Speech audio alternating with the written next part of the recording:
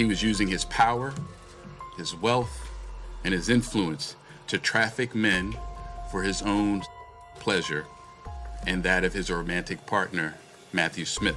Federal prosecutors announced that the former CEO of Abercrombie & Fitch has been arrested on trafficking and prostitution charges. Mike Jeffries led the popular clothing brand from the early 1990s to 2014. And during some of those years, prosecutors say Jeffries helped recruit and pressure men to take part in events around the world. Prepare to trade that couch for a bed in federal prison. The message from today's prosecution is clear.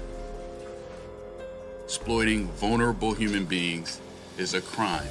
The business was in a downward spiral, and I knew I had an opportunity to bring these iconic global brands back to their rightful place. What if I told you there's more to Diddy's scandal than meets the eye? In a shocking twist, new claims are emerging about secret underground tunnels allegedly connected to Diddy's properties, tunnels that might hold the key to unraveling an even darker side of his already controversial world. According to an associate who's finally speaking out, these hidden passageways aren't just for privacy, they might be linked to something much more sinister, including alleged trafficking operations. Could these tunnels be the missing puzzle piece in the investigation that has everyone talking? Stick around, because this bombshell might just change everything we thought we knew about Diddy and his empire. When Diddy's properties were raided, no one expected the feds to uncover something this shocking. Turns out, they allegedly found a hidden network of tunnels beneath his mansions, and these tunnels weren't just there for decoration. Allegedly, they were used to traffic people into Diddy's infamous freak-off parties, which have been at the center of so many disturbing allegations. Investigation into the mysterious tunnel at Diddy's mansion has taken a wild turn, Part 3. After discovering locked rooms and bizarre intersections, agents are piecing together an underground network that may connect to several celebrity homes, including the infamous Playboy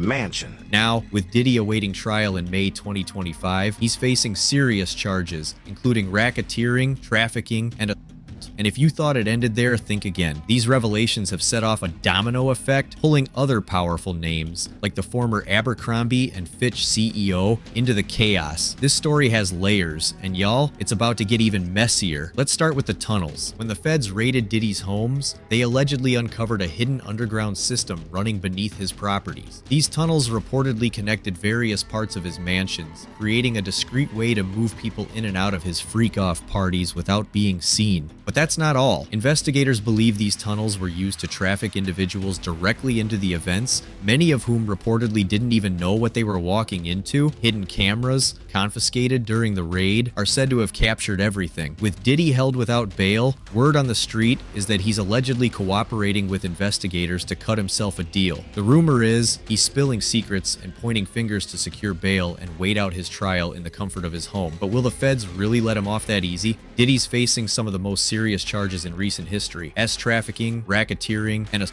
are just the beginning. Prosecutors allege that he not only organized these parties, but also orchestrated an entire operation designed to exploit young, vulnerable individuals trying to break into the entertainment industry. Here's where it gets even darker. These allegations don't just point to Diddy's personal actions, they suggest that he created a system of control and manipulation, ensuring silence and compliance through intimidation, NDAs, and even threats. And then there's Mike Jeffries, the former CEO of Abercrombie & Fitch. His arrest came shortly after Diddy's charges made headlines, leading many to speculate that Diddy might have tipped off the authorities. Jeffries and his partner Matthew Smith were arrested on trafficking and exploitation charges, and the allegations against them are eerily similar to those facing Diddy. Prosecutors say Jeffries and his team ran an international operation from 2008 to 2015, hosting events in places like New York, the Hamptons, and even overseas in England, France, and Morocco. Young men were recruited with promises of modeling opportunities, only to find themselves trapped in a much darker reality. Aspiring fashion models knew that a place on one of Abercrombie's iconic ads could be the ticket to success in the modeling industry.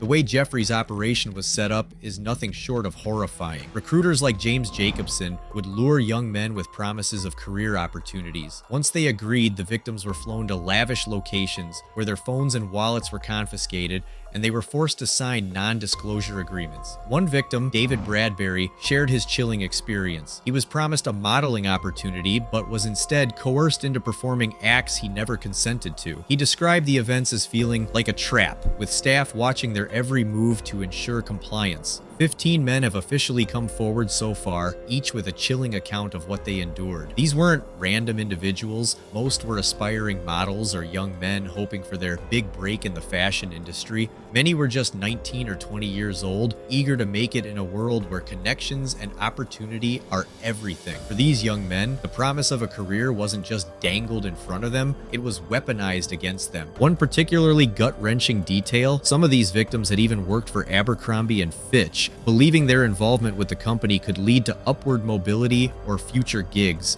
Instead, they were preyed upon by the very people they thought could help launch their careers. The indictment revealed that Jeffries, his partner Smith, and their recruiter Jacobson systematically targeted individuals who were financially vulnerable, knowing they would have fewer options to resist or walk away. Victims described how the process was carefully orchestrated to trap them. First, they'd be approached by recruiters, often under the guise of legitimate opportunities. Next, they'd be invited to tryouts, where Jacobson would engage them in inappropriate acts, claiming it was part of the selection process. If the men complied, they were flown out to exclusive locations like Jeffrey's mansion in the Hamptons, where the truth about these events became impossible to ignore. They also say the people involved were led to believe that it would benefit their careers and could lead to modeling opportunities with Abercrombie. But that's not all. Once at these gatherings, victims were forced to hand over their cell phones and personal belongings, ensuring they couldn't document or communicate what was happening. They were also required to sign non-disclosure agreements, locking them into silence and further isolating them from seeking help. Some describe the events as secluded and heavily monitored, with Jeffrey's personal staff enforcing rules to keep everything under wraps.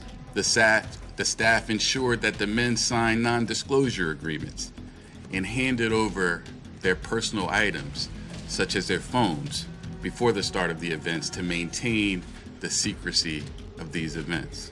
The victims also shared disturbing details about substances being forced on them. Prosecutors revealed that alcohol, muscle relaxants, and prescription-grade enhancers were regularly administered, sometimes against the victim's will. This wasn't just to lower inhibitions, but in some cases, to incapacitate those who resisted. Staff members were reportedly tasked with injecting victims with substances when they could not or did not consent to what was happening. David Bradbury, one of the first victims to speak out, shared how the recruiters used his ambition. He was told that without complying with their demands, he wouldn't get the opportunity to meet Jeffries. When he finally attended an event, he described feeling trapped by the secluded environment, the watchful staff, and the knowledge that leaving could mean the end of his career aspirations. The defendants pressured the men to consume alcohol, Viagra, and muscle relaxants known as poppers during the events.